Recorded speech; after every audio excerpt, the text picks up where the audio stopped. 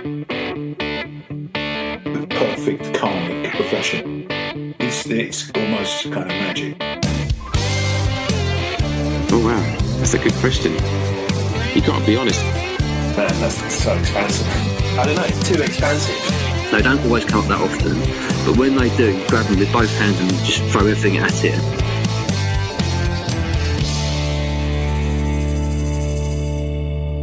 Hello and welcome to the Tom Hutch podcast, where I interview individuals who have made a successful career within the music industry to find out how they got to where they are and any tips or advice that they have for musicians of any level and any stage of their own careers. My guest for this episode is Ian King, on Instagram at Ian King Bass, who currently holds the bass chair for the hit musical Hamilton that is playing in London's Victoria Palace Theatre. Ian is a prolific West End musician who has held the bass chair on Daddy Cool, Fame, Hairspray, Sister Act, Shrek the Musical, The Book of Mormon and Dreamgirls, as well as Hamilton. With all of these shows combined, Ian has been working in the West End pits for over 12 years straight. As well as this, Ian is well versed in other areas of live music, having credits working with The Temptations, The Supremes, Sister Sledge, Ronan Keating, Huey Lewis, Paul Young, Rick Astley and Albert Lee, as well as arena tours with Jesus Christ Superstar, Doctor Who Live and symphonic rock with the Royal Philharmonic Orchestra. His TV credits include The Graham Norton Show and Strictly Dance Fever, to name a few. Now, in this episode we cover topics including how to get into the West End, crucial non-musical considerations on a big show, the key relationships of a pit bass player, how to cultivate over 15 years of consistency and much more. As Ian has had so much experience in the West End, much of the topics covered are to do with that particular part of the industry, but we still do cover a lot of other areas as well. Ian is one of the nicest people that I've ever met. Was amazing to talk to, and I really hope you enjoy this interview with Ian King. So, shall we start right back at the beginning? Because I like hearing about people's backgrounds. For some reason, it gives a better picture of like everything, how it all goes together. For me. So, yeah. I mean, where did you grow up originally? I'm originally from the Isle of Wight, actually. Oh, right. Okay. So, so sort of level 42 territory, and obviously you have to get into Mark King if you live down there. It's just sort of obligatory, you know. Right. So I grew up there, and I suppose I got into playing bass when I was about 12, sort of 11 or 12, and I think I just wanted to play electric guitar. I think a friend of mine just had got electric guitar for Christmas, and I really wanted that. So my parents actually said, okay, we'll get you one, but you've got to start on a kind of Spanish guitar, kind of nylon string thing to start with. And so they got me a teacher around the corner, and he turned out to be a professional bass player. And he's a really good one, actually. And so I would go for these lessons, and sort of in the corner was this really cool black Music Man Stingray 5-string bass guitar, which I would just sort of ogle at for the whole lesson. And then after a while, my parents got me, I think it was a Columbus bass guitar, and I started to go to lessons on that. And the idea was to sort of alternate between the nylon string thing one week and then bass guitar the next. And in the end, I just kept telling them it's bass guitar this week, you know. So right. As it went on, I just did more and more of that, and then just got into playing in bands on the Isle of Wight. And I went to the what was it called, the Isle of Wight Youth Jazz Orchestra, I think it was. I sort of started learning to read music and going to that. Oh, right, and then eventually went off to uni, and I sort of 17, I think I was. I sort of 17 going into 18. And that was my start anyway. Right. So on the Isle of Wight. When did you actually start playing with other people after you started getting lessons? Probably, let me think. Probably about 15, 16, started playing in soul bands and stuff like that. And then, one thing that I've sort of missed out is that I also did a job in a holiday camp down there as well. So that was a really good grounding, because I got that when I was 16.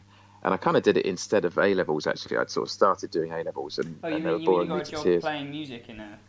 Yeah, so I played in the house band in great. in what was called Harcourt Sands, which is in Dep Pool on the Isle of Wight, and so that was just kind of like a little 4 or 5 piece band, just reading charts each night and backing cabaret acts and stuff. So there's a real kind of baptism of fire in terms of sight reading music, you know. Right, and so that was any kind of style, whatever came along. Yeah, I mean it tended to be more, I suppose. It's all light entertainment, so it'd be more kind of pop and soul stuff, and there'd even be, each evening would go that you would start off with a sort of set for the kids. I think you would do a load of kiddie music, then you would do a set for the really old people, so you would do a load of sort of ballroom music, and then you would do a couple of sort of poppy sets with the band, and in between that you would do the cabaret artists. So, and funnily enough, I thought the hardest acts to back were actually the magicians, because they would be doing, they would be doing a sort of little act, and not much is going on other than just something with their hands, and so they would need some funky music in the background. So I used to find that they would bring up some really hard charts for that. Really? And they would probably be the hardest. They'd be harder than just someone coming to do just singing, like a soul singer, because it would usually be songs you knew. But so it's really good grounding. Actually, I did that between, I suppose, when I was 16 and 17. And then just went off to uni after that. Yeah, that does sound like a really good grounding, because from what you're saying, every night that was a lot of music for you to play. Yes. It really got me. It got me reading very. I sort of, got my way through the audition for it just about okay, and but even the pad for the band was just hundreds of charts. So the band leader would just shout out a number, and you'd have to just quickly get to that number in the big pad, this huge pad of music, and you'd be just reading every night. So it got my sight reading up and I suppose fairly good quite quickly, really. Wow. So you did that for a couple of years, did you say? Yeah, that's right. Yeah. And I think it was actually that got me up. It's funny because there's different ways of getting to music college and into music, like you say, and that was the way that got me, I suppose, fairly good, and it got me so that I played a fairly hard tune for my audition for my music degree, and I think it was that grounding really, and at the holiday camp actually reading all this music that got me good enough to do that, really. Right. So I suppose it's different for different people, So, yeah. I don't know how much of that stuff there is. Do you know if there's much of that kind of thing around at the moment these days? I don't know. I mean, I do hear of the similar kind of work is the cruise ships. So I often hear of people looking for bands or musos for the cruise ships. That's a very similar set of music, and the sort of stuff you would be asked to do. So I'm not sure how much of the holiday camps have got bands these days. I don't really know. It's been a while, but I know that like I say, the cruise ships are still doing lots of stuff like that, and there'd be sort of in-house kind of shows as well, which is sort of like West End shows on a small scale. Really, it's perfect grounding because you'd be playing to click tracks and backing tracks and stuff, and it would just be sort of just like doing a mini West End show, So right. It's just so handy to do. Yeah, it's very interesting, the whole cruise ship thing. Yeah, have you ever done one?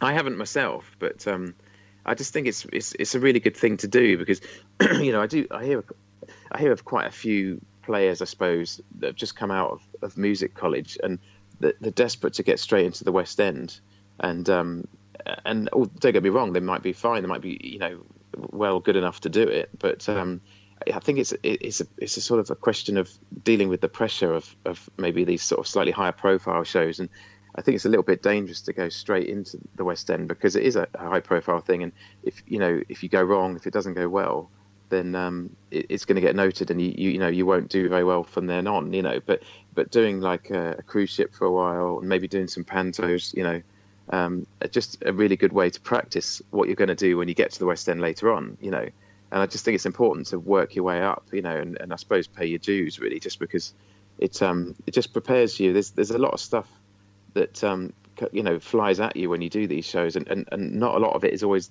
to do with the music. So what I mean by that is, you get into an environment where suddenly the lighting might be weird. It might be really, really low light. You can't see very well. You can't see the dots on the top of your bass very well. Suddenly you put the headphones on and the mix is completely different to what you practice to or what you're expecting, and there could be just a million things that are there to put you off. Yeah. And they're all the things you've got to deal with. It's not necessarily the actual music on the page, although that's a big thing as well. But it's even things like how I'm going to turn the pages in time, and how I'm going to prepare the music physically on the stand. There's just a million different things that can throw you, and it can go badly wrong if you get those things wrong. Yeah. So like I say, I just think I've heard of players young guys come and sit in, and I think there was a drummer sat in with a drummer I was working with. And he sort of said, "Oh, I've been offered a panto, but I'm not doing that. It's not good enough. Or I'll dep it out loads if I do it." And I kind of think you're getting it wrong there. This is a key time to practice what you're going to do on a bigger stage. You know what I'm saying? So it's sort of, I think it's important to do these smaller shows and touring shows and things like that, just to sort of work your way up, I suppose. Yeah. So you feel like you need to. I mean, it makes sense to hone the kind of musical skills and everything you need before you get into a situation where all the other things come at you to make sure the music's still... Yeah. I mean, essentially you want to go wrong in an environment when it's not so important, because if you just go straight into a top West End show with a top MD and you just, you can't handle the pressure and something goes wrong, you won't really get much of a second chance. It's just how it is, because there's so many people trying to do it. So I just think, do like a panto or something, a really low key thing. And if a few things go wrong, it's not the end of the world, Yeah, so, yeah, absolutely. That kind of thing. But, did you do anything similar towards that route? Like do any of the kind of building yourself up, paying your dues? Yeah, I mean, like I say, so I did the holiday camp thing to start with. I did 3 years of music college.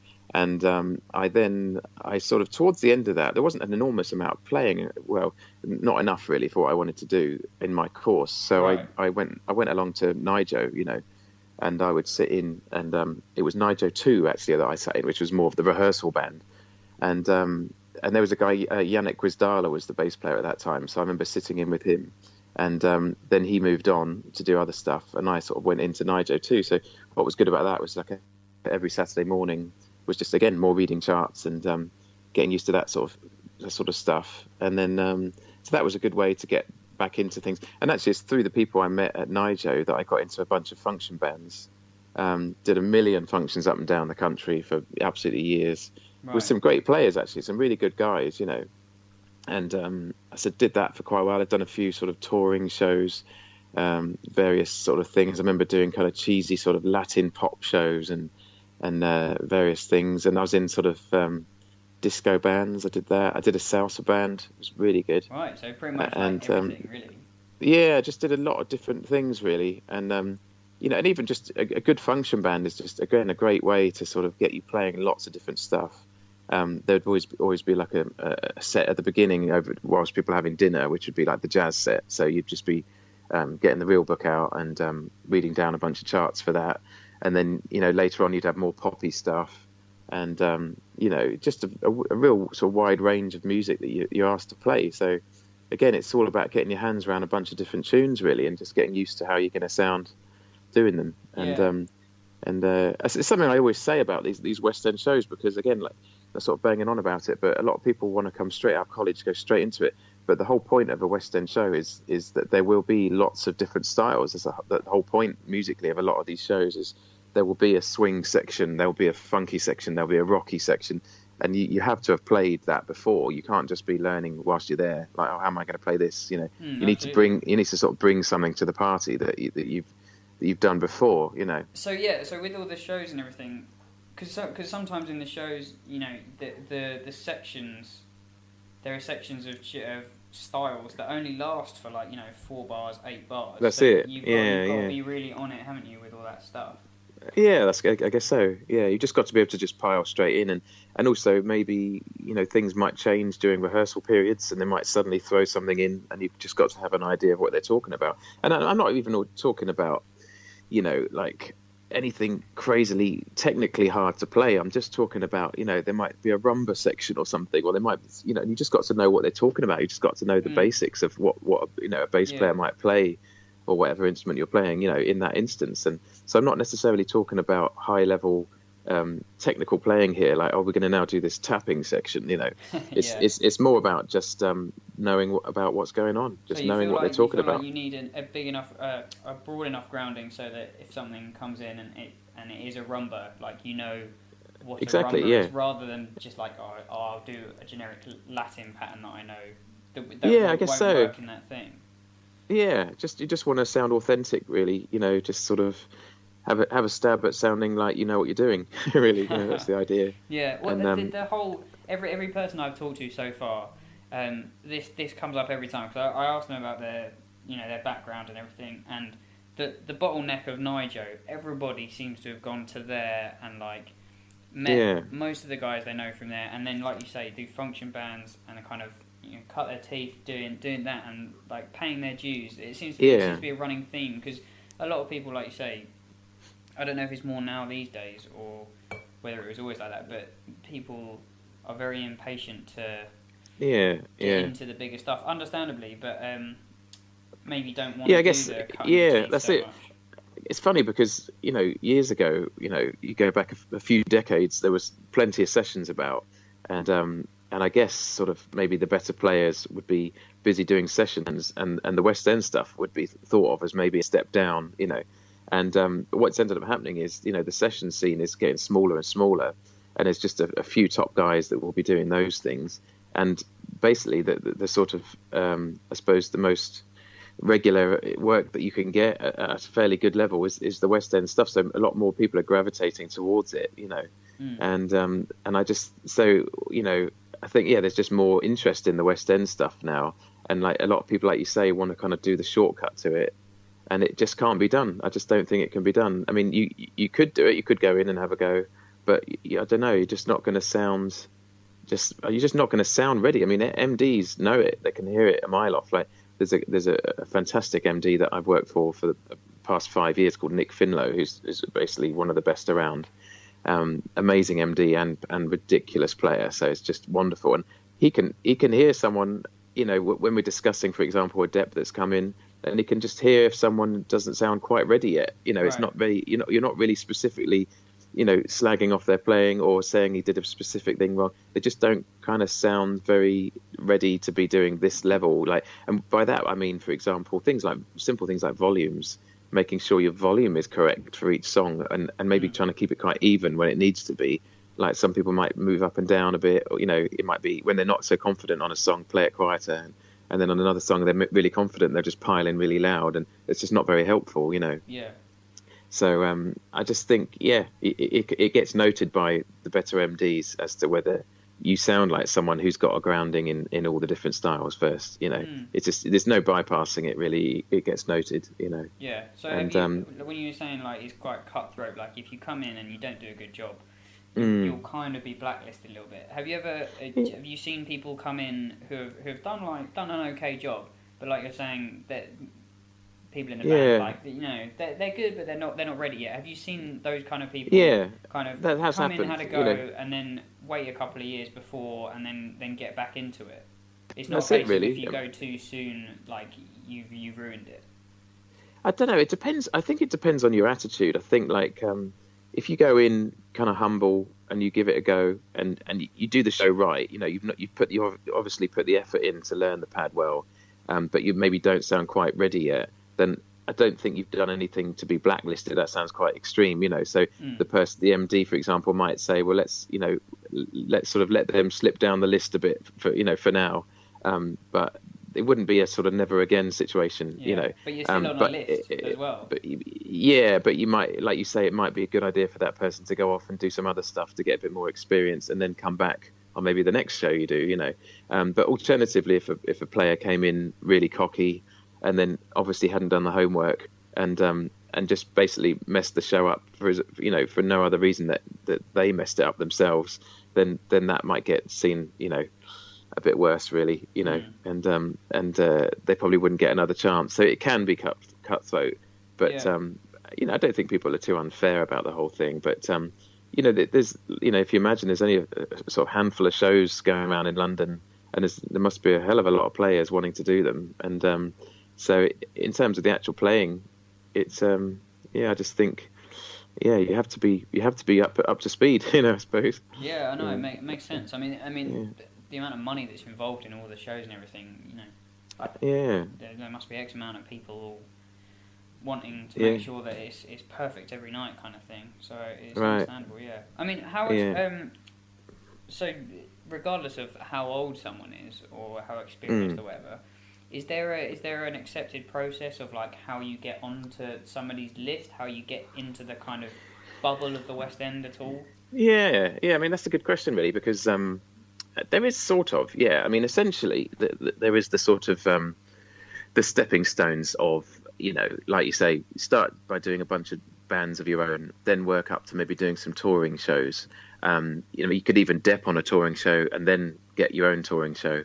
Right. And then you would start to try and work your way onto sort of people's Dep lists in town. And essentially, it usually comes from recommendation, but people will want to know, just want to know what you've done so far, and it has to be sort of, I suppose it just has to be in the same vein as what they're about to do, So what I'm saying is, like, if you're doing a West End show, and they want to know that you've been doing a similar type of work at a lower level, and that it's right for you to then be moving up to this level, So, if, for example, if it was a bass player who was just like a heavy rock band, and then they suddenly wanted to come into the West End, they wouldn't be right for it. So they want to know that you've,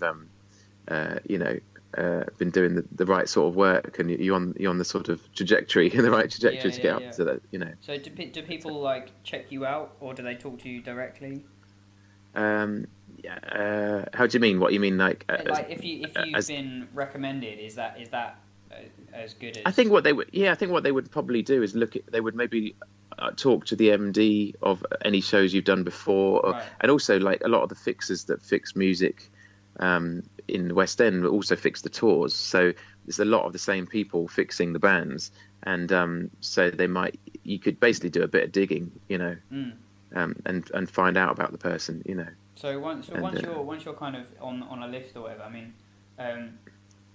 is your relationship with a specific fixer, is that quite key to getting other stuff after the first thing that you get? I guess so. Yeah, you've just got to sort of, again, there are a few there's a few fixers around, and they will want to see that you've been doing the right stepping stones. Like, they wouldn't put you straight into a top show. They would want to see that you've done some other stuff first, And I think you do have to pay your dues. I mean, there's a few fixers around. There's one in particular I can think of that I've done sort of lesser shows for years ago, and they've seen me, move my way up, and they will then put me up for better things now, having seen me sort of, again, pay my dues, Right. So I think, everyone really needs to see that, that you're doing all the right steps to be ready for the higher, like I say, because that when you get to the top stuff, it's not necessarily harder music. It's just, there's less room for error, really. It's bigger venues, it's a bigger deal, there's more money involved. There's just, the spotlight's more on everything, the music, and there's no real, like I say, there's no real room for error. It's just got to be right all the time, So you've got to build it up, like you're saying. And you've got to cut your teeth elsewhere, really, and then especially come to if you've it, got. I wasn't really aware too much of where fixers went particularly, but if you're saying that fixers, they fix bands for a range of shows, going from the top stuff down to the back. Like, there really is no way for you to do a shortcut if they want to watch go through, basically, if they're the ones giving you the work. And they won't like if you turn down lesser stuff and you're just saying, no, I want to do the top stuff really at this stage, and then you're 20, they're not going to take to that very well. They want to see that you're paying your dues and cutting your teeth on smaller shows and then working your way up, and then only at that point will they put you up for the better stuff, Yeah. Is there kind of in your experience, is there kind of an age range of like when people start getting into the higher stuff? That's a good question. Again, I would say it tends to be people in their sort of late 20s are coming into. So maybe mid 20s are sort of starting depping on shows, mid to late 20s, and then sort of late 20s into early 30s, people start getting their own shows, I guess. Yeah. I mean, there's obviously exceptions everywhere, but that's a general theme, I'd say. Yeah, I mean, the exceptions are probably a bit of an issue because people hear about the exceptions, don't they? So then they think... Yeah, and they go, what about him? But I mean, I'm just thinking, generally that seems to be the way, because again, you need to have spent a few years doing the other stuff, and it just takes that long, and I just think you're a bit more mature, a bit more ready for it, really, Yeah, it's interesting to hear you say that, because even mid-20s, that's if people go to music college, or even if they haven't, but if they go to music college, that's 3-4 years after they've actually finished music college before they would even start to do certain things. I think so. I think it's sounds like a lot more work than people are aware of. I guess so, yeah. I think I was maybe 26, 27 when I started depping in town. Right. And then I just did the Mamma Mia gig. Actually, a person recommended me because again, that's just really good pop songs, and I was sort of known as a good pop player, I suppose. So I got put up for that, and that went quite well. And then I did a bit of depping on, I think, Billy Elliot and maybe one or two others. And then again, one of the fixers for one of those shows just had an opening in a new poppy show. It was actually called Daddy Cool, which was all the music of Boney M. And then they just thought of me for that. So right. And that I must have been, I can't remember how old I was then, but maybe getting sort of late 20s kind of thing. Yeah. So even in between all of the, because you've had several shows which have been your chair since then. Yeah. Have you been depping on other shows in between all of those as well? Like, do you think that's still important after you've got your established? I guess so. I mean, I suppose I know some sort of there's two camps really. Some people just play their own show and then they might just get out to do other gigs. And then I know other people that have their own show and also like to dep on loads of other shows as well. And I've been more to like the first camp, to be honest. I've been more just do my own show, and I might go out to do a few more sort of gigs on stage and maybe some sessions, but I don't tend to dep on other shows that much. I mean, the one exception was I did Hair a few years ago, this show called Hair, and it was for a fab bass player called Andy Pask, who's just one of the absolute best around, and also the drummer was Neil Wilkinson, again, who's just absolutely sublime drummer. So just the opportunity to play with him was just too good to miss. So I got involved in that. So it was more that than wanting to play the show for you. It was really, and I think it was a good show as well. Actually, it was good music. It was a really good MD who actually, ironically, I'm about to play for again on my next show, which starts in a couple of months. So actually, that's worked out well. So depping on that show was where I met this particular MD. That went quite well. He used me on a bunch of sessions, and then he's remembered me a few years later for this other show that's just come up, and I'm going to be doing that soon. So right. in fact, that worked quite well. But I mean, other than that, I've only had one 6-month gap between having shows really in the last sort of maybe 12 years. Wow, so I haven't really good. I haven't really had a huge opportunity to do a lot of depping, really. Yeah, how does that work for you? How does it work for you specifically for that then? Is it just been luck of, when one show closes and one opens, or do you swap from one to another before the Yeah, it's a bit of both, really. I mean, what I would say is, overall, the way it's got, because that sounds quite fluky, really, kind of 10, 12 years of constant shows. But what's happened is I've either moved with an MD, he or she has taken me with them, or a drummer. So what I mean by that is, for example, let me think back now. I did Hairspray a few years ago. That was about 11 years. Yeah, that was about 11 years ago. I did Hairspray for a run, and then the MD of that took me and the drummer on to the next show, which was Sister Act. So we did that with him. After Sister Act, I did Shrek. I'll tell you what it was the assistant MD of Sister Act went on to be the MD of Shrek, and he's a fab MD now. He's doing a lot of big shows. So he then thought of me for the Shrek show, and then I met a really fab drummer on that called Tim Goodyear, who's again pretty much the best around. And we then from Shrek moved on to the Book of Mormon. And then I went with the drummer. So he kind of I suppose he would have been, usually the drummer gets asked first out of the whole band. Right. And he would have probably recommended me for Book of Mormon. So then I moved on to the Book of Mormon, and then he left a bit earlier than me to do Aladdin. But the MD of the Book of Mormon is my current MD on Dreamgirls. So when he moved to Dreamgirls, he took me as well. Right. So literally every single show I've done, I've either moved with the drummer I've just worked with or the MD I've just worked with. Right. So for a bass player specifically, they are the two key roles in your career. Basically, if you get to know a bunch of good drummers and a bunch of good MDs, and then you're kind of doing okay, I think. Right. And actually. I'm on Dreamgirls now with a fab drummer called Ed Carlisle, but the next show I'm moving on to, which is Hamilton, is going to be with the drummer from the previous two shows with Tim Goodyear again. So right. We sort of get reunited again on that, and we sound good together and we get on well as mates. So it's that's all good. And then that will be with the MD of Hair, which I depped on whilst I was doing Sister Act. Wow. So you can trace it all the way back to. yeah, You know, yeah. There's a one sort of a relationship. little line. Yeah. That's it. Amazing. Yeah. So I mean, it sounds like that's great, but you obviously did an amazing job on the stuff you did, which is why people wanted to take you along. I suppose so. Yeah, got away with it. But how important do you think, like the playing versus like personality and like social relationships with those people? How important do you think that is alongside your playing? Yeah, I think it's I think what you need to.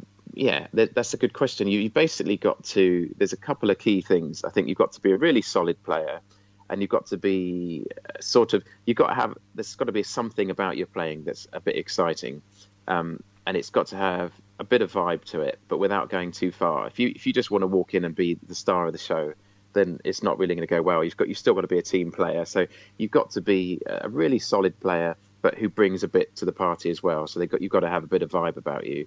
And alongside that, I think you just need to be quite a sort of a steady Eddie kind of character.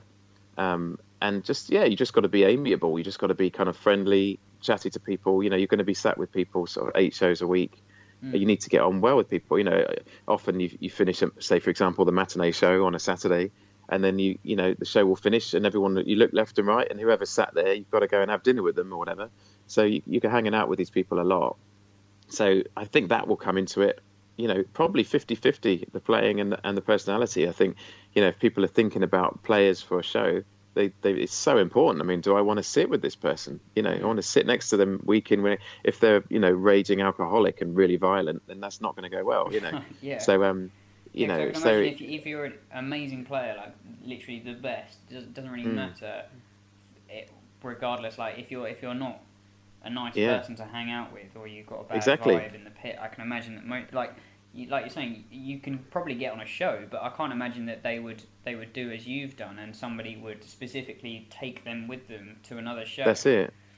And I think being really consistent is it sounds kind of boring, but it's just so important. You've got to be able to bring what I've just said, the sort of solid playing with a bit of vibe about it has got to be consistent 8 a week. You can't be like, on Thursday I had a really good show that went really well, and then the others I was just sort of calling it in, as they say. You've got to bring something to this gig every single time you do it, because when you think about it, also there's people out the front there that have saved up money and paid their hard-earned cash to come and see this show. So you've got a kind of a responsibility to make it sound as good as you can. I think that even on a Tuesday evening, maybe if you're not feeling it, you've still got to step up.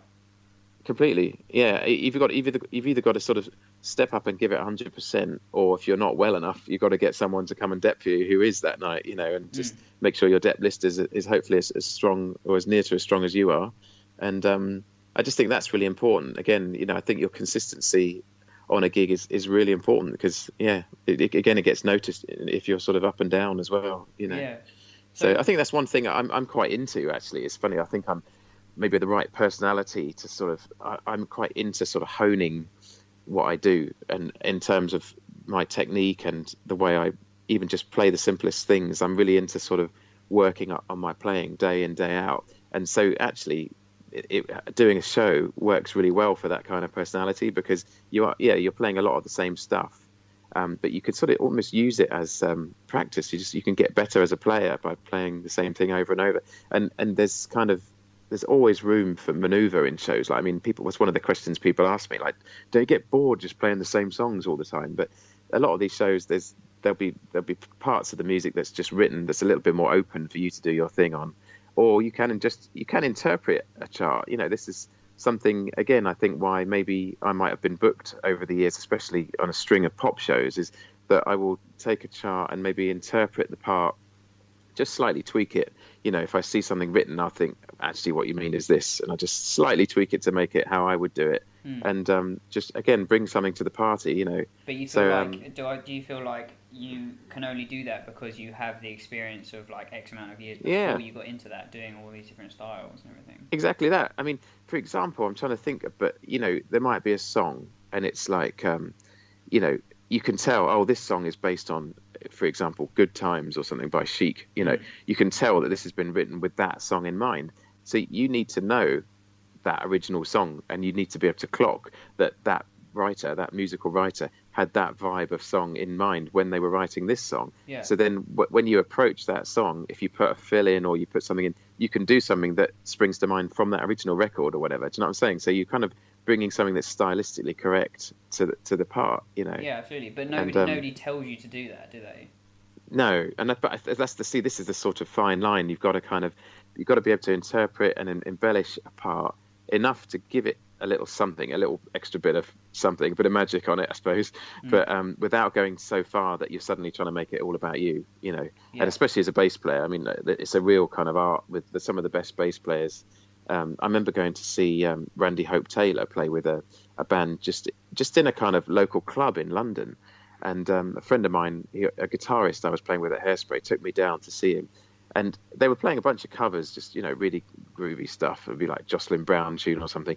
And what I noticed about his playing, which is, I mean, it's amazing playing all the time. But his specifically good thing I liked about his playing was that he found gaps in the music to put little embellishments in. So he wouldn't step on the singer's toes, for example. So the singer would be doing their thing. There might be a gap in what they're doing, and then out would come a beautiful bass fill, you know.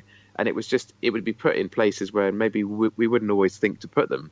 But I just thought that's a real master at work. He really knows what he's doing. He knows how to sound special, but without stepping on other people's toes. And I suppose as a bass player as well, you know, that's a real key thing, you know, because you're a sort of supportive instrument. You're not a solo instrument, but you still want to sound good, you know. So it's a real art to it, and I find that's important in shows as well, because. And it's something that, as the years have gone on, I've worked out more about, you know, listen to the vocals more than you normally would, because they're the bits that the MD doesn't want you to step on their toes, you know. So if you start doing huge fills over the soloist singing, they're going to hate it. So you've got to find the gaps, and you've got to find your moment to do your thing, and then you've got to get out of the way, you know. So like having a broader awareness of everything else that's going on at the same time. Completely, exactly that. Yeah. So I mean, you I don't think it's in every show, but in some shows, am I right in saying that you know you're on in ears, you've got click, or you've got track in your ears? It's not all done live in the pit. So I mean, we're playing everything live, and we've always got headphones on, obviously, because we're monitoring on headphones. But that's what I mean. Yeah. But I would say about maybe at least 50% of the music is usually on click, and there's also track playing as well, usually alongside those things. And there'll be other sections which are you're just following the MD. And I'd say it's a pretty even mix these days of you know, playing to click. With a lot of extra track on it, and also just playing to an MD conducting you, you know. Yeah. So when you've got that mix in your ear, just thinking about what you just said about everything, like having awareness of everything. Does the mix you have in your ears, has that changed over the years, as into like what you want specifically to hear?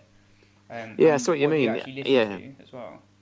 Yeah, because I mean, you've got these fabulous personal mixers that you get now. You know, you can have any mix you want. So obviously you've got all the instruments on there, and you can turn them up and down as you please. So you can set up your own mix. And it's true actually. And you know, a lot of, I suppose, rhythm section players, you might tend to just have load of drum. As a bass player, for example, you might have a load of drums, bass, and guitar, a little bit of keys in there as well. And then maybe you might have the brass a little bit lower, for example. And then you might have the vocals really low.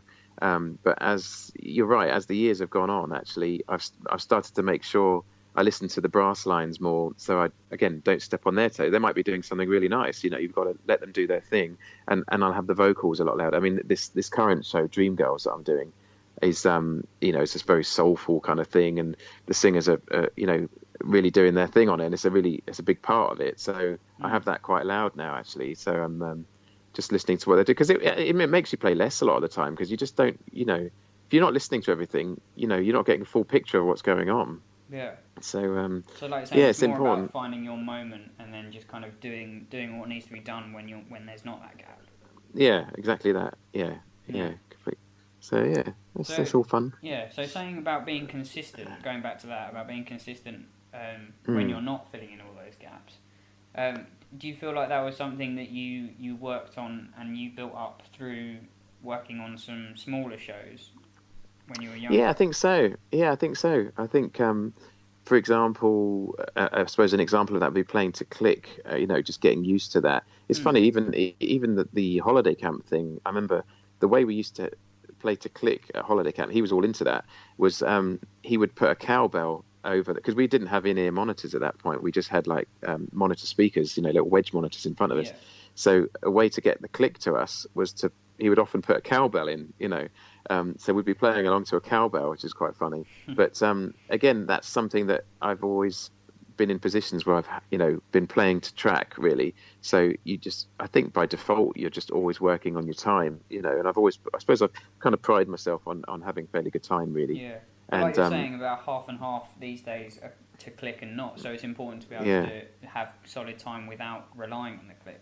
That's it. Yeah, exactly that. And having the confidence. I mean, some of the hardest things to play in West End shows are the really simple but exposed bits. So there might be a bit where it's just a ballad type thing where there's the singer and just maybe a bit of piano and the bass might be the majority of the movement that's happening, and it's just hugely exposed. So just the placement of simple notes, is probably the most nerve-wracking part of doing it, especially as a Dep. You might come into something new and suddenly you're really exposed. You can hear yourself in this enormous room coming out. You touch your bass, and it's thundering in the room, Yeah. So it's that's part. I suppose that's kind of over the years you get more and more confident with, I'm going to place this note where I think it is, and I'm just going to confidently do it. You can't really do it in any half measures. You just got to go for it, Yeah, absolutely. So yeah, that kind of thing anyway. So if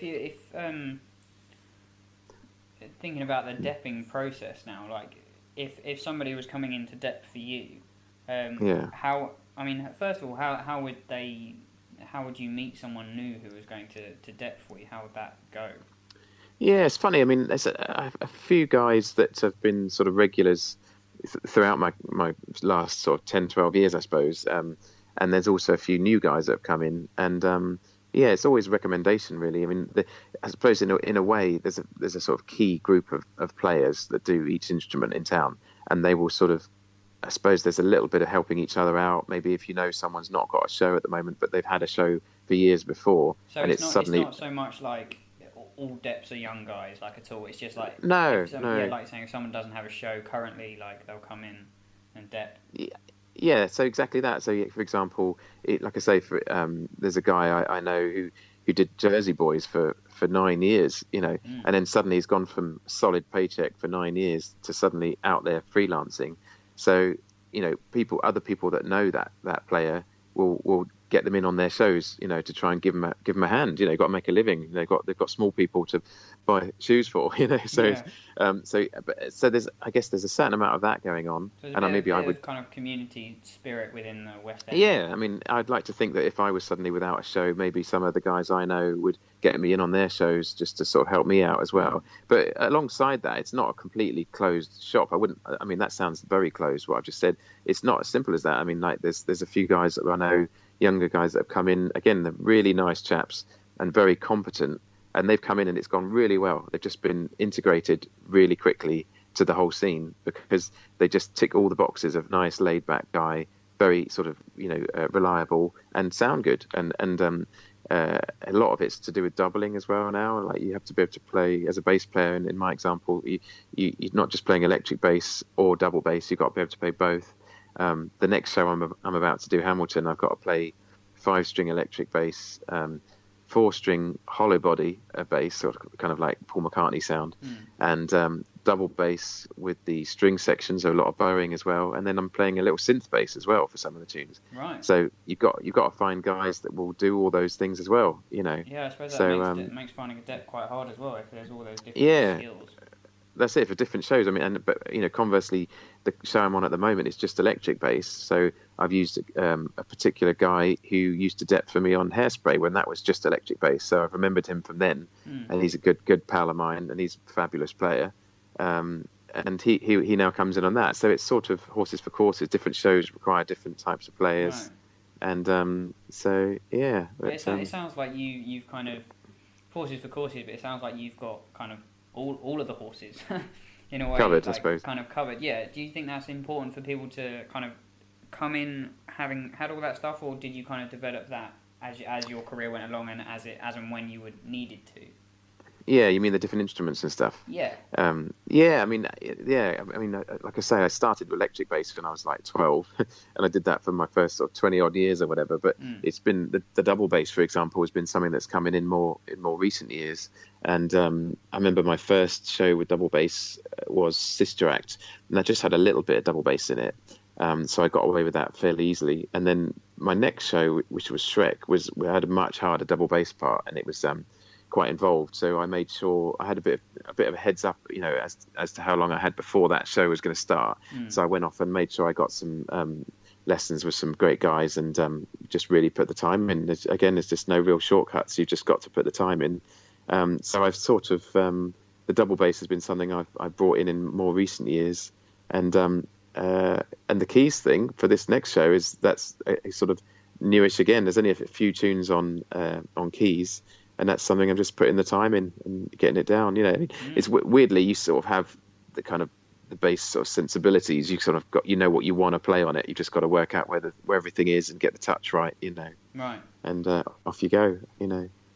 So I just think it helps if you can play it all, but I suppose there's still shows out there for specific instruments, and I suppose you don't have to be able to just play all the instruments to do well. I think if you're just a great player, that's going to get noted. Yeah, but do you think because the shows these days, especially some of the older ones, obviously they're orchestrated for like 20 plus instruments in a band, but they're getting cut down a little bit more and more these days. So I mean, do you think it's important for other members of the band to be able to like doubling and tripling all the other instruments? Important. It is really important. I mean, more and more shows are exactly that. Like maybe in the olden days, you might have a separate violin and viola player, for example, and the Book of Mormon, there's just one string player on it, and right. And the girl there plays, I guess she plays violin is her main thing, and she hadn't played quite as much viola, but she had to sort of work on a viola player, playing again, just to sort of get that back up to the level of the violin, and off she goes. So she's doubling on that, and it happens all across the band. I mean, like you look at the brass and saxophone players are just surrounded by instruments now, and it's the same in the rhythm section. I mean, drummers are triggering all kinds of things, and I think the percussion chair on the next show I'm doing is particularly involved. There's keyboards involved in that as well. Right. They're running Ableton. Like I said, I'm playing 4 instruments. The guitarist's playing 4 instruments. Yeah. It's you have to be like an octopus now. Yeah. It just seems to be the way it is, really. Yeah. It sounds like you have to be very switched on, very concentrated to be able to do all those things and, like you say, be consistent with it. Yeah, and you're constantly, it's plate spinning. You're constantly trying to keep these instruments, up to speed. You haven't just got one instrument that you're keeping up and running all the time, and that's not, even not just even playing wise. You've got to keep physically. You've got to keep these instruments, like in my case, restrung all the time and keeping them set up, and put a new hair on the bow and all this kind of stuff. It's just it's a full-time job just keeping all the gear up and running. Yeah. I mean, do you have like a kind of a mental process or a way that you like kind of switch yourself on? You're like, right now I'm in gig mode before you do something like that, or are you just always, when you sit down in the pit and the lights go down, you're just zoning? Yeah, like a sort of red light mode, I suppose. Yeah, I suppose. I mean, I do try to. I'm not one of these people that sort of walks in at the last minute, like 7:29, and plonks himself down and just starts playing. I do try to get in a little bit early. And what I actually do myself is I have a playlist of songs that I know the bass lines to, and I'll just put them on shuffle, and I'll make sure I play along to a bunch of tunes just to sort of get my hands up and running and wake my brain up to what I'm about to do. And I just think it's about you just got to be in the zone. You can't be doing other things. You can't be thinking about too much else. You just got to try and keep that concentration up during the show, and that's something that you just work on, I suppose.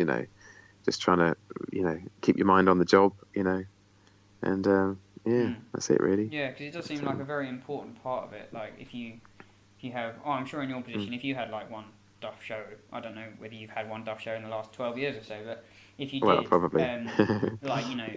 With your reputation, you'd probably be all right. But if it's someone new, like you're saying, coming in they lose focus for half a show or whatever. That's it. You can get in your head about a lot of stuff. Is there a way that you kind of went through that, and is there a way that you kind of are able, if you when you were younger got something a little bit wrong, you're like, oh, I don't really know what I'm doing. Was there a way that you got yourself mentally to relax and kind of? I don't know, actually. Yeah, I mean, I suppose I see what you're saying, but I'm not sure. I think it's coming back to what we talked about at the beginning. It's kind of it's having a bit of, I suppose, a bit of self-confidence, and to know that I can do this, and that you're in a position that maybe, for example, when things go wrong, you're in a position to handle it, and to know what to do. For example, in a lot of these shows, you have what they call vamp bars. So a section of music, 1, 2, or 4, or whatever bars, will be repeated round and round whilst a person on stage is saying some lines or singing a particular thing. And they could do that fast one night and slow another night. So that length of time could change. And then you've got to be ready to come in when it's time to move on the music. And sometimes a singer might come in completely wrong, and throw everyone. And you've just got to be, again, ready to know what to do in that instance. You've got to be, again, maybe you've got to know what they're about to do, about what they're about to sing. And if they've jumped in the wrong place, you've got to kind of be able to quickly clock where they've gone to and where that is on the chart, and then not panic. So it's all about not panicking. And I think the only real way to do that, to answer the question, is just to do it a lot, and for to be in a few positions where it did go wrong. I've been in plenty of shows, maybe earlier in my career, where things do go wrong, and it just goes spectacularly wrong, and it's just comic. It's just hilarious. But in West End shows, that's just not really acceptable. Yeah. So these things have to go well. I mean, it happened just the past few nights on our show where a singer just came in the wrong place, and luckily you can just hear the experience in the room a lot of the times, and a lot of the musicians will just jump to the right bit where they are, and it's not really a spoken thing. The MD hasn't always got time to jump on the mic, which goes down to just our ears, to tell us where they are. We've just got to do it, So and you just know the music so well that and you're listening enough to what's going on stage as well as in the pit. I suppose so, yeah, and just sort of to be able to clock what's happened when things have gone wrong. It's as much about knowing what to do when things go wrong as when it's all going swimmingly, Yeah. So it's and I guess that's just an experience thing, like you say.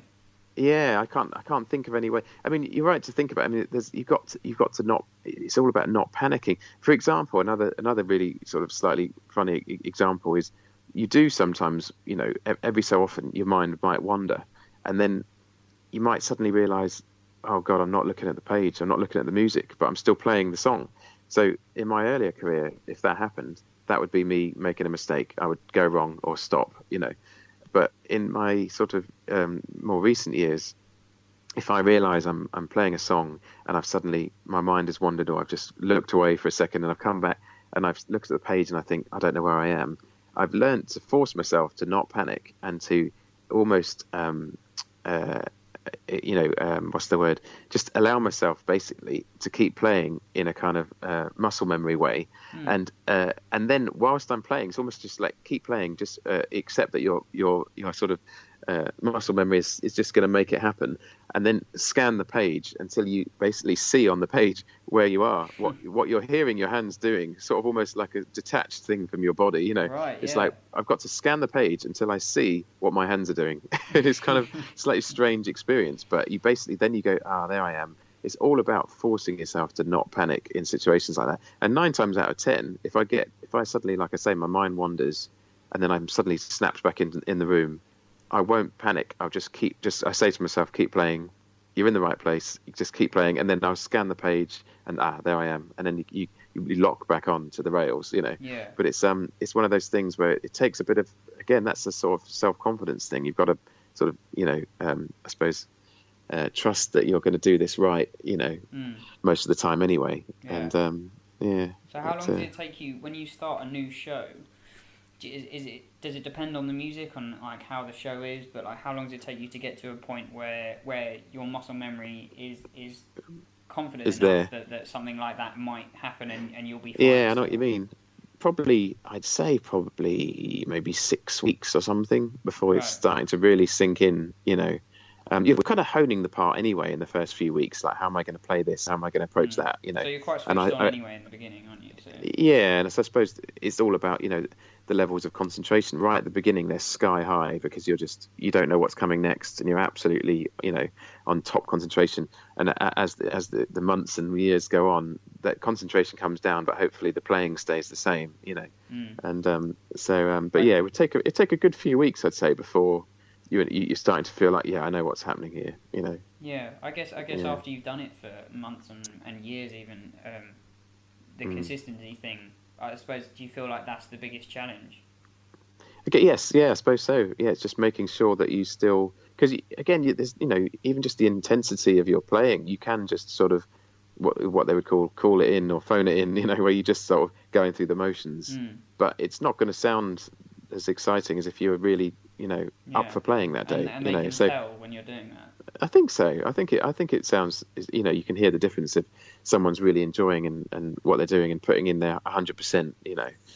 So I do try to make sure, you know, if I get into the show and I'm, you know, exhausted or something, I've had a busy day, I'll make sure I'm, you know, I've had a strong cup of tea and, you know, and something to eat just before I play, so I'm up and running and I'm sort of in the room, you know. Yeah.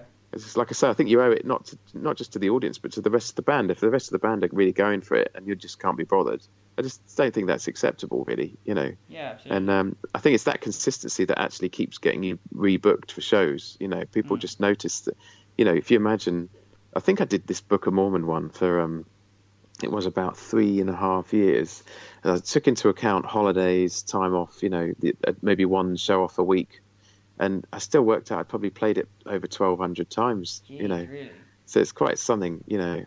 It's just trying to keep it playing as well on, you know, number 1,200 as you were on like number 10. You know, yeah, that's another level of consistency. That is. Yeah, it's really something. Yeah, I mean, there's guys that are playing. There's a fabulous drummer called Frosty Beadle, who plays drums on Mamma Mia. He's been there for absolutely years. He still sounds absolutely amazing. He's just one of the best around, you know, and he just brings an excitement for music to what he's doing, you know, and that's just, you know, to be commended because he's just so good.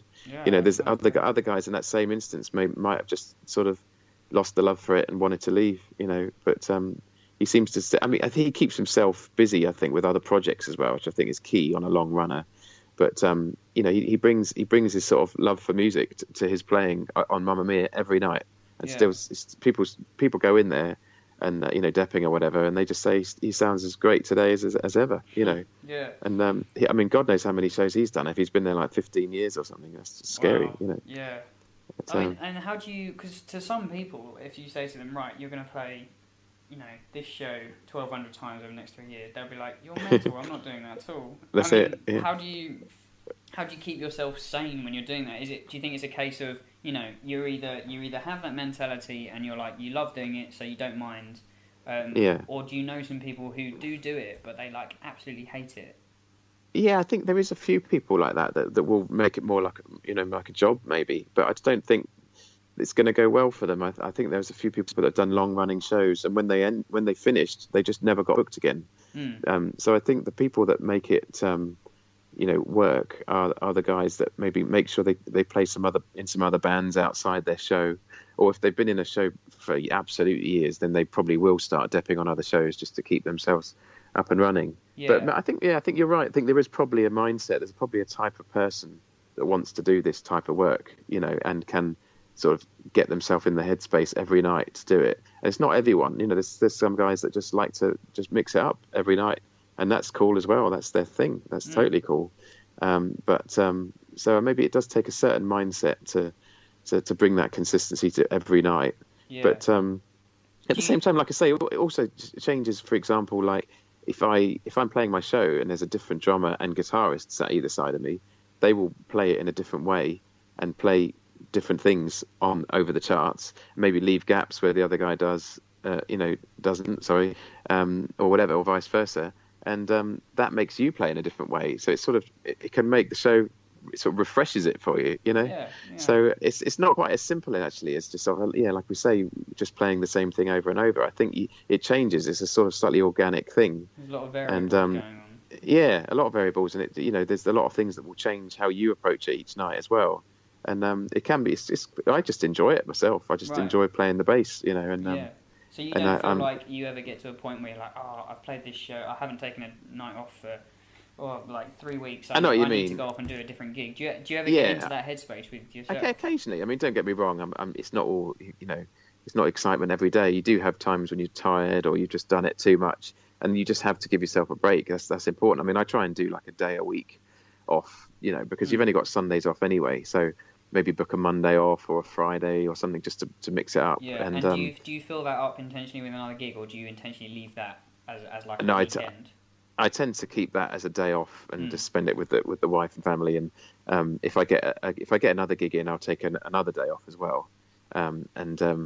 You know, just I think it's, and also it's sort of, I think it's sort of like an organic sort of peak and trough thing. You need to sort of have a little break from music occasionally. So if I go away for a little 10-day holiday with the family, I might have a complete break from listening to music and playing music, you know. Right. Other times you want to go away, stop playing music, but listen to a bunch of new stuff, and then that'll make you excited about wanting to play again. And I just think it is important. The breaks are just as important as the playing, you know.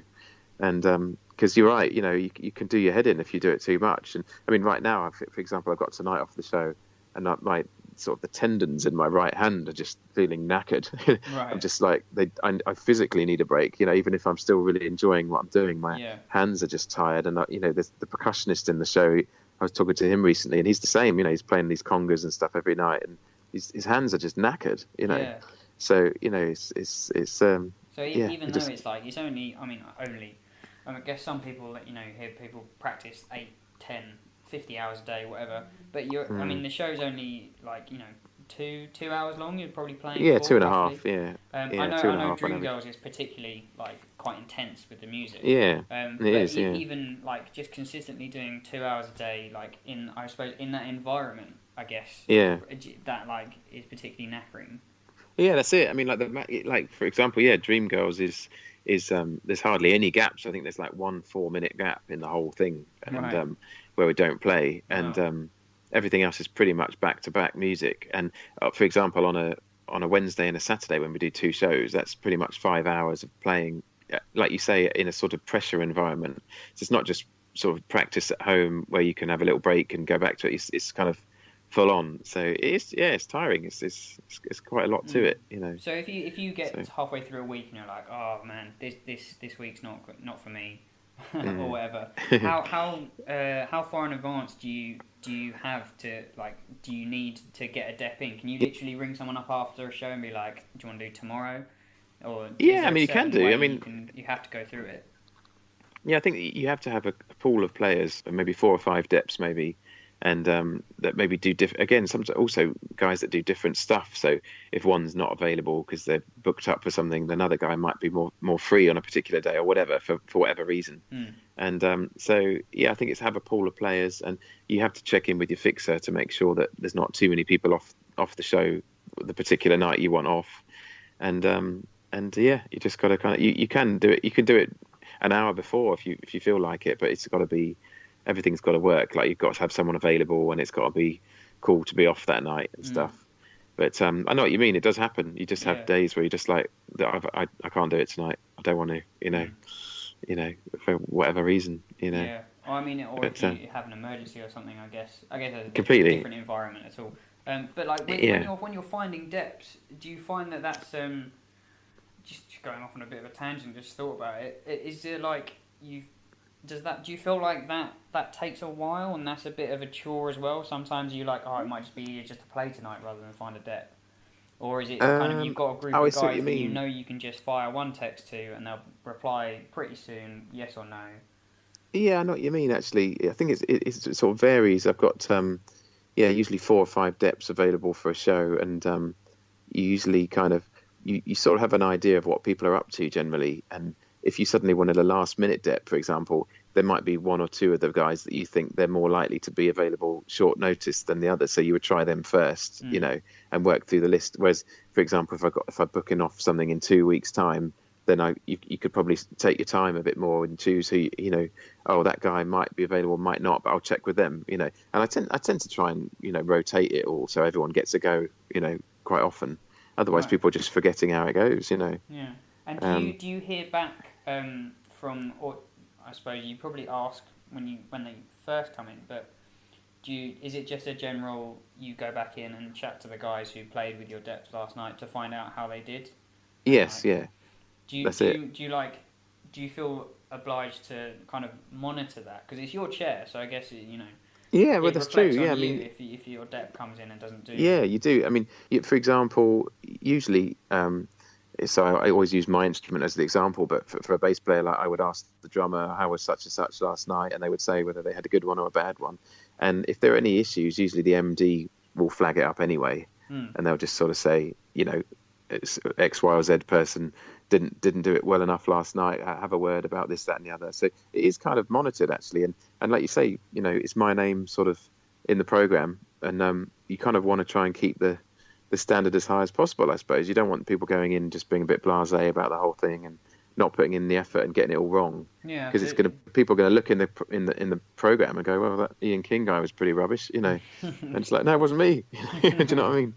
So yeah, you're right. It does get monitored really. I think they're always trying to keep the standard as high as possible. Have you ever had the situation where you've gone back in and an MD has been like, you know what, I don't want them back, and then do you then happened. Have to tell them that, or do you just not ring them again?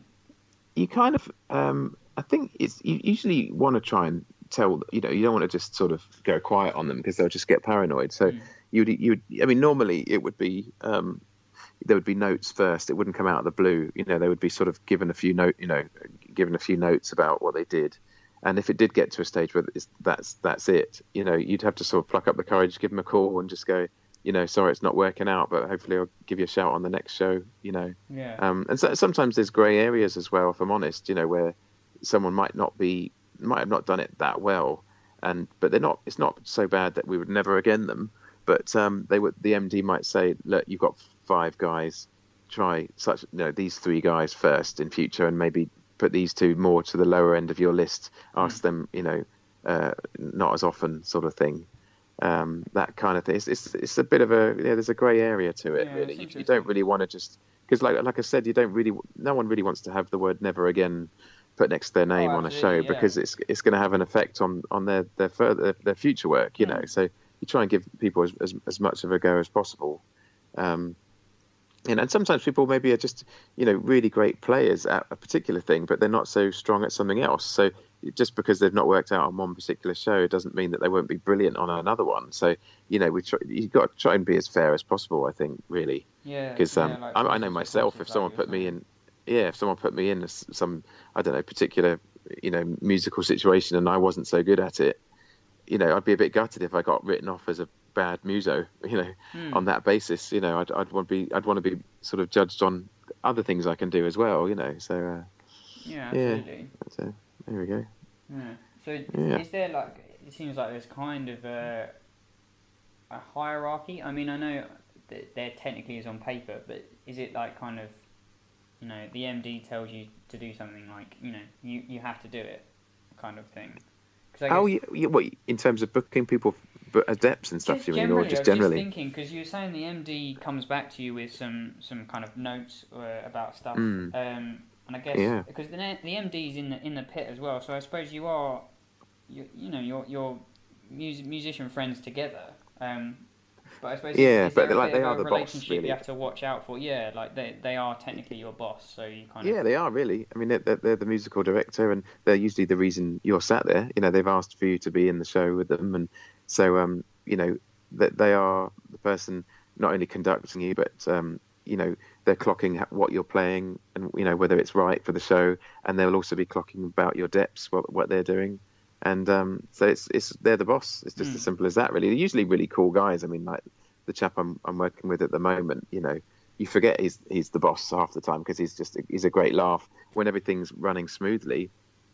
There's no reason for him to keep telling you I'm your boss. He's just a cool guy, and you have a good time with him, and we enjoy playing music together. And most of the time you're looking at him and clocking him as a musician. Oh, that's a guy playing great piano. And exactly.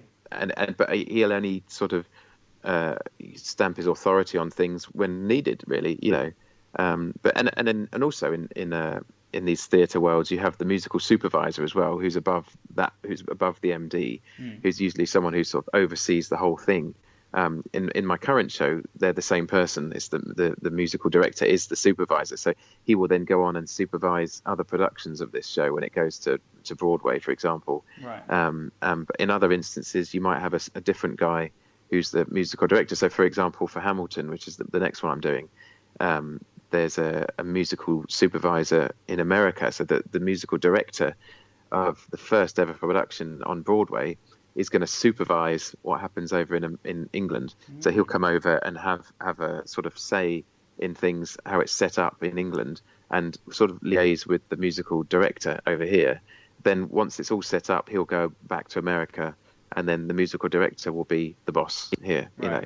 So it's sort of like it's a hierarchy, but it's just sort of helping things get set up, you know, and how it needs to be done, you know. Have you ever had a musical supervisor or a musical director where you've kind of had to like kind of manage what you say, maybe if they're not as cool?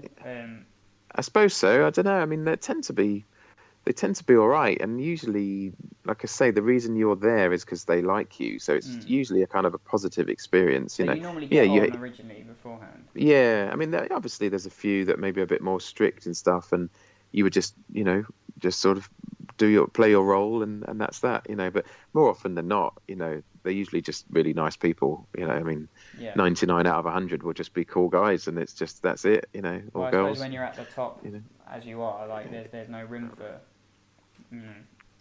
I guess I do find that. I find that generally with music in general, I usually find the people that are the most sort of, you know, I suppose down on things, slagging people off or moaning about things, don't tend to be at the top. They just don't on whatever instrument or whatever role we're talking about. I just find the best people are just a bit more self-assured and usually just much easier to get on with. To be honest, they've got less to prove. And it's all just a bit. I just find that the higher up you go, these people are a bit easier to deal with. I think, you know, you often get frustrated people at the lower rungs of things, and it's managing. I think you're right to ask that question. It's more about managing those guys really. But for example, you know, like I keep using my current MD as an example, but you know, he's so good at what he does, but he doesn't need to prove that. You know, he's got nothing to prove. His CV is as long as your arm. You know, it's all there. It's all there, just sort of in front of you as proof. So you just get on with the job. You know, and he's a good laugh as well. So it all works well. Yeah, you know? No, it's nice to hear you say that you know, because I suppose a lot of people might view the music industry as quite cutthroat, and it is in a way, but also maybe not the best kind of social environment. But it's nice to hear you say that, you know, that if you stick with it, the higher up you go, the easier it gets with all that kind of stuff. I think so. Yeah, I think if you just you know what I mean in terms of just people having less to prove once they're up the top, and I think that really shows, you know. Yeah. And also like you know, I suppose maybe, I don't know, it sounds a bit nasty, but maybe in the lower rungs of things, maybe the players maybe if they're not so good, if they're making more mistakes and not doing what's needed, there's more to be said, you know. And you need a hard taskmaster to keep that in check. Maybe, I don't know, I'm making this up, but when you get to like I say, you get to the top sort of echelons of this whole scenario, you know, you've got better players and better MDs. There's probably less going wrong to be spoken about anyway. So you know, it all just seems to go a bit easier, you know. So it all works anyway. Yeah. Well, there's one thing I wanted to ask you about that we mentioned right at the beginning in terms of the cruise ships. I know you said you didn't do any of them. But it sounds like you know of, or you know people who have done them. It's interesting because there are certain conversations that go on about cruise ships specifically, because they like you say, they are going to they're kind of like mini shows in the West End. Yeah. So you are away for 3 months, 6 months, a year, maybe even longer. Yeah. And some people feel that if you go on a cruise ship, then you go away for a year or whatever, and then you come back, and you don't really have any work when you come back because you've gone away. I suppose it's a bit different when you're in the West End, because you're still around, you're still in town, or if you're on a West End tour, like you're still people know I know what you mean. Like that. I mean, do you have any kind of views on that at all? I'm just interested. Well, I just think it's sort of. I suppose it keeps coming back to that thing of there's no way around paying your dues. I mean, I think you need to, a big block of work like that, it just does you so much good. And if you think about it, it's a different way of thinking about it. You could think, yeah, I'm away from the scene, and people won't know I'm around, and therefore when I get back, there's not as much work. But the other thing is, we were talking at the beginning about you need to go wrong in situations where it's not so important. So it's sort of a perfect scenario. If you went away on a boat, for 3 months or something, and you're learning your craft, and you're kind of it's all the beginnings of it all for you. And if things go wrong in that scenario, it's only a finite amount of people that will find out about it. What I'm saying is, if you go into London's West End and you play, and something goes wrong, everyone knows about it, and you've got the never again. So it might be a good place to go away for a while, be off the scene for a while, whilst you learn your craft. Then you start to bring the skills that you've honed back to, London and wherever else, and then you've got better. I just think it's a great thing to do. Say, for example, you've just come out of college, you go on a cruise, you get to see some great bits of the world. You get to play a load of music every night, and you earn a bit of money. Probably with very low costs at home, because you don't need to pay rent and stuff. And I just think it's the perfect scenario to sort of get started, and then from then on maybe go into some touring shows, or get in a function band, and you sort of build up your contacts and stuff. But I don't think it's a bad thing to be off the scene for a short while. I mean, obviously you don't want to be away for years, but I just think it's an important part of it. You just you have to try out these scenarios, like you say, like mini West End shows. You've got to have done them a lot, in order to sort of get the grounding, and then off you go. I would just do it as soon as possible, do it as young as possible, because you've got a whole career ahead of you. You've got years ahead of you playing music, and there's plenty of time to do the other stuff. I think if you rush it, you're gonna set yourself up for a fall. I think Yeah, no, it's good. It's good to hear you say that. That's one of the first positive views that I've heard. I think I've probably only talked to younger guys about it, but yeah, no, it's good I can to understand. hear. I can understand the thinking. I don't want to be away, but I guess it is an inevitable thing. You will be away for a little while, but at the same time, you're honing these skills. You want to make sure that when you go into sort of higher level stuff, that you've got good at what you want to do. Because there's so many people. There's loads of these pop colleges now, and various things, just churning out people year on year, all with the promise of a session career, and it's pretty cutthroat. There's not that much work out there, and I don't know really in this specific thing anyway, in this sort of theatre style stuff. It does seem like the theatre stuff in itself. It seems to be quite a small world. Like you say, there's only a certain amount of shows. There's only a certain amount of theatres in London, so Yeah, I mean, also Panto's probably a perfect thing to do. I mean, a lot of people sort of poo-poo it. They just go, "Oh, I'm not doing a Panto because it's not cool," But again, it's a mini West End show. You're going in. In fact, a few years ago, like you were talking about whether I've debt on things, there was one scenario I did have to go in. A big fixer that I work for a lot does all the big shows. I was in between. I just had a very short gap in between two shows. And there was a Panto going on in Hammersmith, I think it was, and very sadly the bass player's dad passed away, and he suddenly couldn't go to work. And the fixer just said, "Look, I hope you don't mind, but do you fancy just going in and helping us out with like 4 shows? This guy's got to go. His dad's just died, So I went in, and so there's you've just finished a West End run, and you're like, you feel pretty good about yourself. I went into this Panto. And it was just full of pop music, like modern pop music, which I'd never read, And the last time I've been doing functions, it was a whole different set of music. It was all kind of 70s classics and whatnot. Yeah. And suddenly I'm reading down all these pop charts. It was pretty hard. So what my point is like people, sort of play down these I don't want to do a Panto, it's not cool, but it's absolutely perfect for your sight reading. Again, you're often on click and on listening to track. You've got MDs conducting you. Excuse me. It's just absolutely perfect scenario. It's a little run of work, and actually often it's not too far from London. There's a lot of them. If you wanted to be based in London, there's loads of them around. and it's just a perfect scenario to get that grounding again. You know, it's all about honing those skills in smaller scenarios and not sort of sticking yourself straight in at the deep end. You know, and off you go. Yeah, it all makes sense when you say it like that. To me, it sounds like you're just a very positive thinker trying to find all the positives from it, and it does all make sense. Like, I suppose so. With all that stuff. Try anyway. But yeah, cool. Nice one. Great. Well, I've just got a few quick questions to finish with, if that's cool. What gear do you use at all? Have you got like a range of gear, or have you got like a really like kind of if you were advising people to I guess just a quick rundown, I suppose, is I use overwater basses just because they're well, just really nice basses, but also they pay particular attention to how quiet they are. And what I mean by that is they don't pick up, you know, hum and buzz from lighting rigs and whatnot. So there won't be lots of grounding and shielding issues. So they're very professional instruments, and they just sound and feel great. So they're the ones I always go to. And I have a few sort of go-to, you know, pedals. For example, pits these days are always what they call silent pits. So you won't have an amp. You'll just be on headphones. So I tend to use a little bass preamp. I use an EBS one called Microbass 2, which everyone knows about. And my current show, I'm using a Layla mono volume pedal.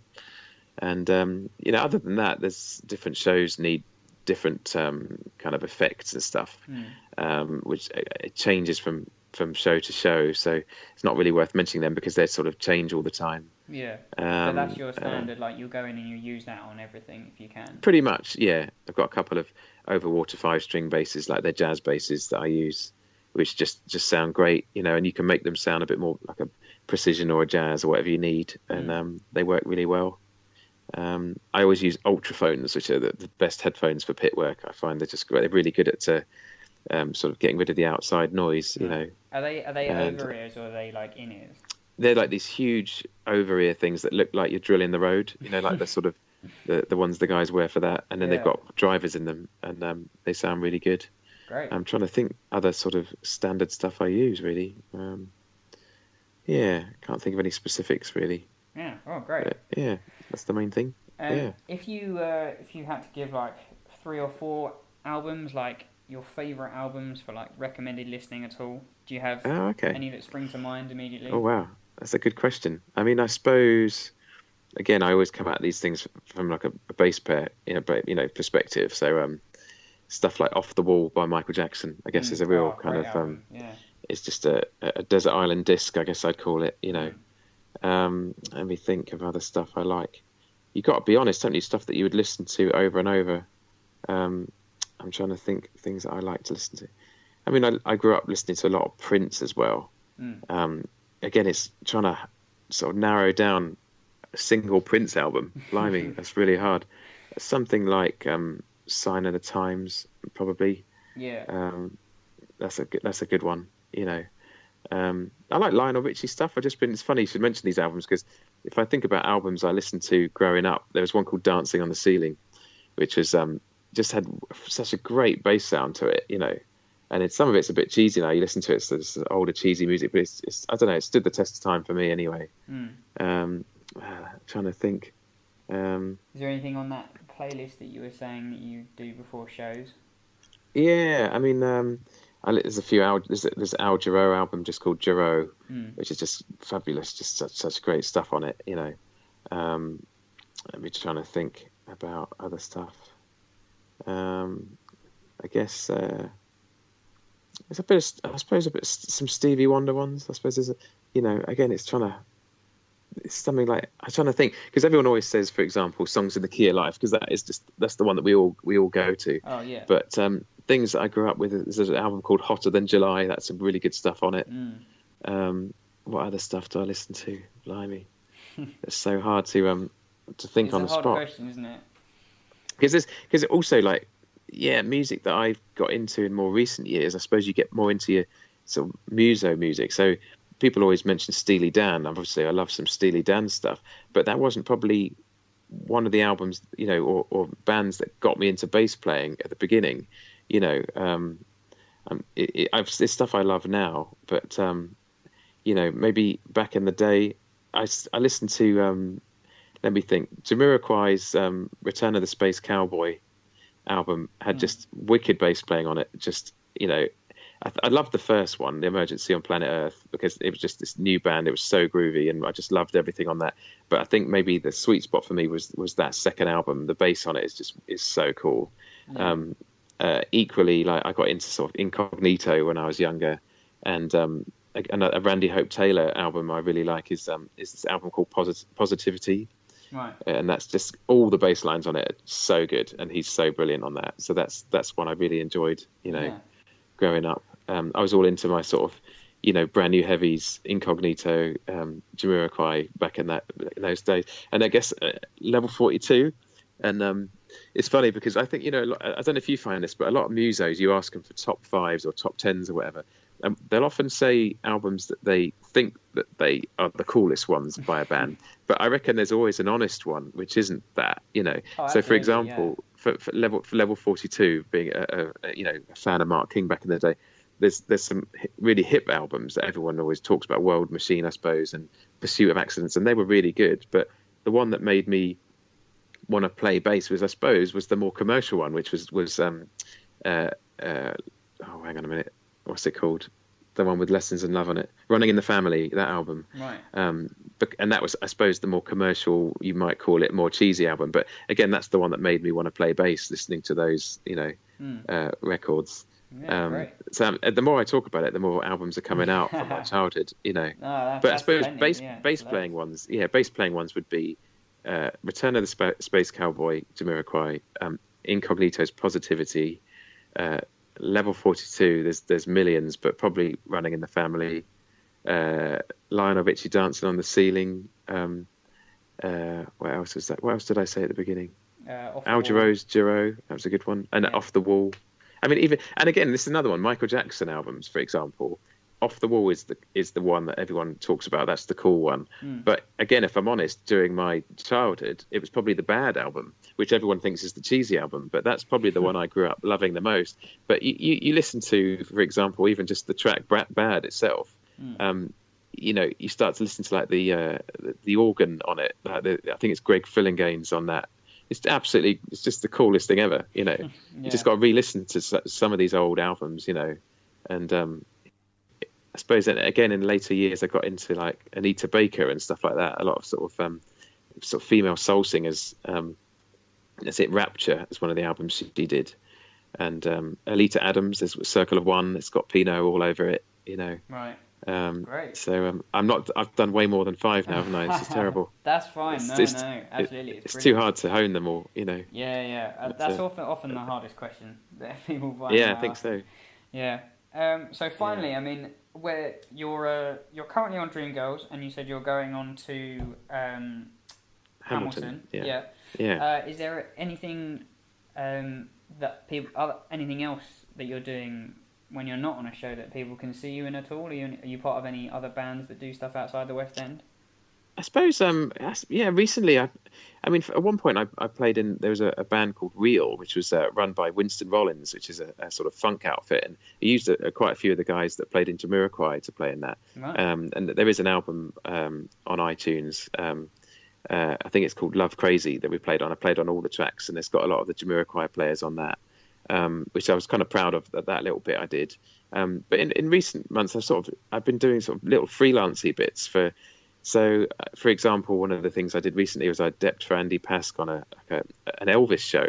Right. And what it is they took an old recording, an actual filmed gig that Elvis did, one of his comeback concerts. So what's happening is they're projecting Elvis on a big screen at the back of the stage, and they've taken his isolated vocal, and then they've reorchestrated it for the Royal Philharmonic to play along as well. Oh, great. So I did a gig where it's drums, bass, guitar, and keys, and then they'll have the Philharmonic there as well, and then Elvis up on a screen. So great. That was sort of fun. So I've just sort of done a few one-offs and bits and bobs like that. I played on. I did like arena tour on this Jesus Christ Superstar thing a few years ago, and there was I think it was 2012 I did that. There's a video of that out, I did a load of Doctor Who stuff as well, and so it's sort of a bit freelancey. I'm not really in a band as such these days. I'm just I'm just Mr. Freelance these days, So if people want to come and hear you play, basically West End's a good bet. It is really, yeah. I've started to do a few more kind of like online lessons and things like that and stuff, because people, I think, becoming more and more interested in this sort of the sphere of work and I suppose the skill set, So a few more people got in. There's a website especially called Bass Chat that loads of people are on, and I got a few people sort of contacting me through that and asking for a few lessons. So I sort of just do that as well a bit sometimes. So that's the best way if people want to reach you, through that website. I guess so. Yeah, I'm called King Bassist on that. Right. I'm sort of as things go on, I'm going to get a bit more of an online presence going, I think, going forward. So I'll probably do myself a website in the next year or so, and offer a few more things on that. So I suppose it's a watch this space kind of moment. But recently I've just been working away too much to do that. But I'm definitely, that's something I'm going to be doing. I did a little interview with Scott Devine as well, who does these lessons as well online. So there's a video with me on that as well. So Oh, great. Nice one. Well, thank you very much, Ian. Nice one. Yeah, cheers for your time.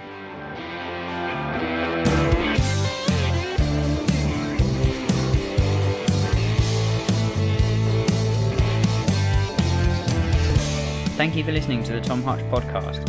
I really appreciate you giving the time to listen. I hope you enjoyed this talk with Ian as much as I did.